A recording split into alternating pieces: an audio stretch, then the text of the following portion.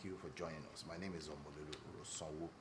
Today on Talk Point, we will be linking up with a guest in the studio who is Lekan Oni. Lekan, it's nice to have you. Thank you. Good afternoon, sir. I'm pleased to be here once again. Yes, thank you for honoring our invitation. No, there's something that bothers Nigerians and everyone, ensuring accountability in whatever is done. Now, let's put it in general terms. Yes. What do we mean when we say you want accountability and transparency? What it means, in my opinion, is that, you see, when you say accountability in governance, it means that whatever is being realized by, government or people in government or by our leaders, when I say realized, or whatever is put in their care, should be used judiciously for the purpose which it was meant for. For example, government has revenue, government has budgets, government has, different sources of revenue where money comes in from, and the way it works is that in a democracy, there's always a social trust put in leaders, put in people in government by the people. When they vote, that's a social trust. There's this contract, social contract between the people, between the governed and those who are governing them. So when all of these things that are put in their care, what they are governing upon, what they are leading for, is being put into judicious use, and the adequate use of it for the people, which it's actually meant for. Yes, with that explanation, when we relate it to governance in Nigeria, Yes. has been level of transparency right from 1999 when we returned to democracy. Well, in my opinion, the level of transparency and accountability has been very, very low, considering where we are. Nigerians believe, and it is not just a belief, but it's the truth, that if what that have been committed into our leaders' hands, into people who have been voted into office since 1999, have been judiciously used by them for the people, and for the betterment of the country, we won't be here today. Nigerians will be crying of dilapidated infrastructures, decayed infrastructures, hunger, and what we have, weak institutions, and so on and so forth. So I believe that from 1999 till now, those who we have elected into offices, those who we have even appointed, those that have been appointed, have actually not used, have actually not been accountable the way they ought to. And that's why we are here today. It cuts across, government circles and all of that, from the federal government to the state, to the agencies, to federal agencies, to state agencies, to the local government, to the ward, to the councillors, and all of them. So we have this issue of, non-accountability among all the tiers of government, and that's why we are here today in Nigeria. Before we ask of some of the solutions that may want to arise based on what we said, let's look at last year and now. Yes. Before now, the allocation committed to states and local government was not as high as what we have today. Looking at what we see currently from the information available to us, Yes. for June alone, which was opened in July, for June alone, there was 1.3454 trillion naira, whopping. Over the years, we've never had it so much. Yes. And it's going to be shared between 36 state governments, Yes, the Federal Capital Territory, Yes. and also the local governments. Yes. Now, looking at that, some states are smiling to the banks. Yes. It's as high as 35, 37 billion. Some are also smiling to the bank because Yes. it's a little higher than what they used to collect. Yes. About 7 billion. Yes. Now, trillion rather, a billion rather. But looking at this, have we seen commensurate development, or in terms of infrastructure, in terms of capacity building? Well, let me say that, we have always looked at the angle of this removal of fuel subsidy. We have always looked at the pace, and little have we discussed about the gains of the removal of fuel subsidy. One of the things that the president said that, one of the reasons the president usually give about, the reason for removing the fuel subsidy is because those monies, the subsidy payment, is being paid into the pockets of the few. I'm laying a background how we arrived at the increase in monthly allocation to state governments and local governments, and even the federal government purse as well. So, this is one of the gains of the removal of fuel subsidy. The president said that when this fuel subsidy is removed, instead of government paying these monies into the account of few Nigerians, and all of that, let's have this money, use it to work for the people. What it means is that there will be increase in allocation, there will be increase in revenue, into government's purse. That means that instead of me paying this 1 trillion naira to this, let's share it among the federal, state, and local government level so that there will be more development. And that's why we have this increase since the stoppage of the fuel subsidy payment. Since, the beginning of this administration, we've had this increase every month, and we've also had more savings, which they call, I can't remember expressly now. So the government has also had more savings. The government have been sharing between the 3 tiers of government more money for development. But unfortunately, have we seen this development in our states? Have we seen these monies working for the people? Some times ago, the president says that the governors should spend the money and not spend the people. So what do we have in all of these states? Have we seen more infrastructure? Are we seeing more? When people talk about hunger, when people talk about, hardship in the country, when people talk about, there's nothing to show for the 1-year administration of Bola Ahmed Tinubu, I say it is time that we ask our governors questions. For example, if you look at Delta in June, if I'm not mistaken, Delta received around 46.9 billion naira. That's huge. Yes, in a state. What do we have in Delta? What has changed in Delta State? For instance, I just used Delta as an example. So what that money is supposed to, do is that there should be rapid transformation. There should be increased infrastructural development. There should be more hospitals. Our hospitals should be equipped, across the state. I could remember, I think maybe Aregbesola last time in Osun State or Oyoto last time, that there was a time Osun State used to receive around 1.8 billion naira. Thereabout monthly allocation. Now, if you check, Osun State is collecting around 7 to 8 billion naira monthly. So if you look at all this increase, there was a time we did an analysis that Nasarawa now received 187% increase in their monthly federal allocation, and so on and so forth. So we expect that this increase in monthly allocation, and don't forget that when you say it's monthly, it's every 30 days. Once you receive today, in the next 30 days, you're receiving another one. You are receiving another one. So it means that we expect that there should be increase in developmental projects across the state. Not just that the federal government should be asked questions. What are our governors doing with all of this money? So these are the reasons why the president is saying that the governors should come up. Even there are extra funds. We saw 2 weeks ago where the federal government distributed around 476 billion naira, among the 36 states and the federal capital territory. Ondo State alone received around 13 billion. That's apart from the monthly allocation the state will receive for that month. So what are these 13 billion, what are these 20 billion, and so on and so forth doing?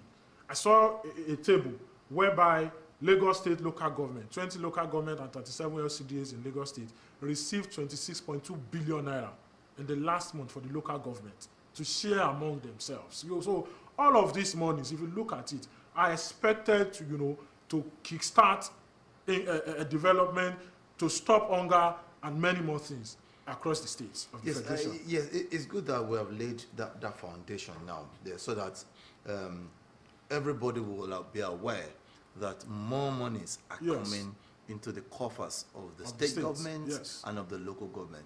Now that these monies are coming in, with the judgments that came in also, how is it going to be? Is it that the state governments are going to release the monies to the local governments, or that the local governments are going to receive this directly from July? Because they just shared June in July. Yes. Well, the way it works is that, the Minister of Finance explained this 2 weeks ago in a media briefing about the Supreme Court judgment. There's a 90 days window whereby all the accounts will be regulated. That's 90 days is 3 months. So I don't think that the next federal allocation coming will go directly to the state. You know, there are paperwork that needs to be done, and you know, before the local government renders their account directly to the federal government and all of these things. So I think that from that explanation, that judgment is in effect, and there's a committee that has been set up, you know, to check the mode of operation, how smoothly all of these things will go through. But as it is, what we have now is that we expect that the next allocation will still go into the state. I think they call it joint account or something across the state, which will still go into the state. But you know, there's more awareness. Everybody around is now aware that money is coming to the local government. An huge amount of money is coming to the local government. I belong to the some WhatsApp platforms where people are already questioning their local government chairman and said that, you see, now money is coming to you directly. We want to see development. And you can, everybody can go online. There's this website, Budget NG, where you just input, once you register on that website, where you just input your local government, and it brings out to you the last money that was accrued to the local government. People have been doing it since that judgment came on. We see some local government receiving between 550 to 600 million naira in a month. We see local government receiving 450 million naira, 350 something million naira in a month. So what are they expected to do? After you have paid salaries, the money that is remaining, we are getting to a stage whereby, in fact, it is going to be possible that some local government will be publishing their expenses. In terms of million or billion? Millions are for local government monthly. I need to just clarify. Million. Some local government receive between 550 to 600 million naira monthly. If you go to all these Akwa Ibom states and check what they receive monthly, I know a local government in Ondo State that received around 455 million naira in a month. Meanwhile, they weren't getting up to that before. No, what happens is that those monies were coming before. But what happens is it comes to the state purse. And once the state receives it, what the state governor does is that they just pay salary, local government staff salaries, and after pay, everybody goes home. And then, these are the reasons why the president has said that all these things must stop. Development must go directly to the grassroots. And the first step to do that is that their money must go directly, and that's the financial autonomy. The monies from the federal account must go directly to the local government account. Nothing like we are sending it to the state governors or the state account, then they redistribute. No. So now what happens is that the money goes directly. Once all these formalities are done by the committee set up by the federal government, you know, and once that is done and the paperwork are set, they send directly to the local government for the usage of the local government chairman. And that's where accountability can now come in. You know, there's no excuse again where you say, you just saw 450 million on paper. We did not receive all of this money. Now this money comes directly to the local government chairman, who stays within us. And like I said, the people can now ask that, okay, this month you received 355 million naira. Tell us, show us what you have done over the period of time. You have paid salaries, maybe you've paid 50% out of it, you've paid 50% salary. The remaining ones for the next 6 months, what have you done with it? We are getting to the era whereby even local government will begin to publish their expenses for a particular period of time. And that's where accountability can come in. And that's where we can actually experience real development across the country. Now, since the window is still there for 3 months now, yes, they may be hiding under the guise to say, look, until the committee starts to give them money directly, and that maybe they'll probably come up in either September or October, yes, when they'll start receiving monies. Directly. Yeah, it's not far from now. Yes. But let's just wait and see what will happen. Yes. But even at that, it is the responsibility of both the state government and the local governments to ensure governance, yes, and to ensure that the people feel governance, yes, which is taking pressure away from the federal government, which yes, everybody sees that is. Now, to be able to do that, what are expected? What are things expected? Well, like I said earlier, there is more awareness by the people now. If you look at the conversation going on in the media space everywhere, this kind of conversation will keep happening. It has been happening, you know, and I'm glad that we are discussing this today, you know, on Talk Point. And I know that this conversation will not even stop here. So what that means is that there is awareness already. People will, you know, going forward, people are already holding state governors, you know, accountable for what they are receiving. And I like what the federal government is doing. And I would say that they should keep at it. You know, each month, once you distribute money, tell us how much you have distributed to the states. Tell us how much is going to the local government. Because, once we know all of these figures, it means that we know what to question, what to ask from them. And we know that, look at some of these palliatives that the federal government is sending to the states. By the time the people know about it, one of the reasons why we now have this awareness is that one of the reasons why we have these questions being asked by everyone is because people now know what goes to the state. Like the NG cares I told you about, I was able to quote. I found that, okay, Ondo State, for example, received so amount, Nasarawa and all of that. So once we have all of this information in our kitty, it means that we can now ask questions. And, the media is there for people to, express their views, to hear their opinions about what is happening in their states and all of that. So I want to say that another way forward is that people should not stop, because we have, citizen participation. Citizens and people, residents of states across the federation have the right to question the government officials. And that's where the check and balance comes in. And although we have the State House of Assemblies to ask all of these things, but we don't leave it to the State House of Assemblies. The people has the responsibility, and that's one of the responsibilities as citizens, to ask questions. This money that is coming to you, what have you used it for? Local government chairman, what are you doing in our locality? I was surprised when I saw that even local government under this Constitution, Schedule 4 of the Constitution, has the right to invest in agriculture. I was very surprised when I saw it. So all of these things, if local government has the constitutional backing to invest in agriculture, why not go into agriculture? Let me ask this question, because since you have mentioned it, it's good that we just quickly nail it. Do states have to wait to go into agriculture? Do they have to wait on the government or the state governments to go into agriculture because they are closer and they have the land? Yes. Do they have to wait on the states to know that they need to provide food for the people in their constituents or in their community? Well, you see, that's where that's why I'm happy that we are actually getting to this stage. What we have seen in the past is that our leaders and people who voted into office are not ready to do anything.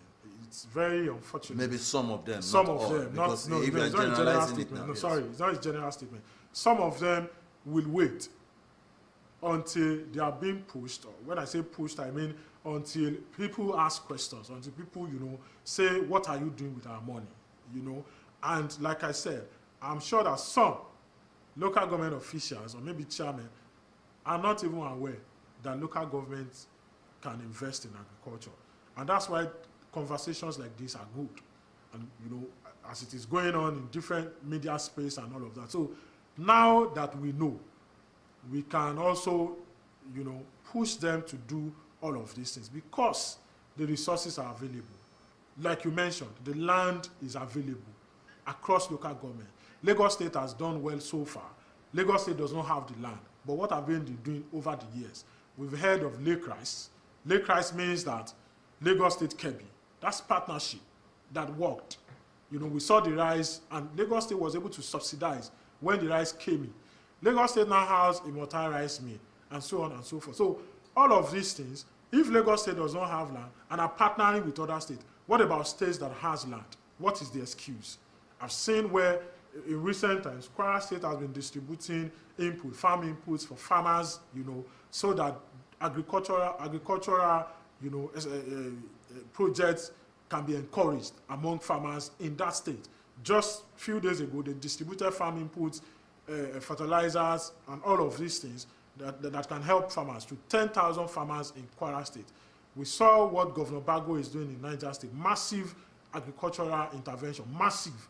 And that's how Lagos State was able to go into partnership with Niger State presently. So if all of these states, all these resources are available, now we've talked about increase in allocation. That means some money can be taken out from all of this monthly allocation and be invested into farm inputs and be invested into agriculture. Let me ask you this question. It may sound very funny and somehow, but let me ask you, the Ikeja local government that we are in now. Yes. There is no land again. Yes. Can the Ikeja local government cultivate or engage in farming as we speak. Yes, they have. They can. That's the explanation that came in with Lagos State partnering. We have lands in Ogun State. If you are even driving from Songo, maybe you are going to Ilaro or Ifo, there are still lands available in those places. It's a matter of priority. It's a matter if the local government, Ikeja local government chairman, is interested in doing all of these things. Just drive. Just leave from Sagam interchange. If you are going to Abeokuta, those are closer areas. Even on this Lagos-Ibadan expressway, when you enter, there are all these places called Papa and all of that. So if the local government chairman is interested, it's about doing some studies, feasibility studies, and ensuring that they look for land, hectares of land, grow crops, and it's not even necessary, it's not even compulsory that they buy the lands. All these lands are available for lease. You can lease some of these lands for 10 years, 15 years, and thereabout to reduce your cost. If you are buying, it's more expensive than when you are leasing. So when they lease all of these lands, they can plant. And at the end of the day, harvest. It's not necessarily, government is not, established for profit. So what they can do is that bring in food, subsidize for people within Ikeja local government. And that's what Lagos State has done. I want to take you up on that. The government is not for profit, but let's take, for instance, Ikeja local government or any local government puts in 10 million. Yes. You don't expect that local government not to have more than 10 million because its expenses, their expenditure, and it has to recoup some of those monies. You see, when I say government is not for profit, when government, maybe for example, the example we are using, Ikeja local government invests 10 million. I don't think that the mindset of the local government should be that 10 million will yield 20 million or 15 million. The mindset should be that people are hungry, people want to eat, and this Ikeja local government residents are not excluded. So what we can do is this: when our yam come, for example, instead of people buy yam in the market for, look at what Lagos State government did some months ago. This Onjeku, that they have a separate market on Sundays and in different locations across the state. What the state did was subsidize food. Even though the state didn't plan it, they bought the food. Instead of you buying 1 tuber of yam in the market for 1,500, you can go to that market and buy 1,000 naira. So Ikeja local government, after planting and bringing all this harvest into the local government, they can subsidize. At the end of the day, they will definitely make some profit. But the motive should not be for profit making. That's what I'm saying. It is for the people, to ameliorate the sufferings of the people. Okay, yes. I just thought I should ask that so that we can have clarification. Yes. Our time is not really on our side. In 30 seconds, your take on for them. Well, I want to encourage state governors, and local government chairmen to ensure that all these monies that are being accrued, that they are getting monthly, should be used judiciously for the people. It is not about the federal government alone. If Nigeria will move forward, if we experience even development in Nigeria, the federal government, the state government, and the local government has a whole lot to do. Yes, I want to thank you so much, Lekan Oni, for being part of Talk Point. Thank you. Yes, on that note, we have come to the end of Talk Point. 767 and 112 are still the lines always call in times of emergency. Stay out of trouble. Remember, patriotism will get you better Nigeria. Ensure that you're a patriotic Nigerian, as the government too must also play its part to ensure that it satisfies the yearnings of the people. I am Omololu Rosawo, saying bye-bye.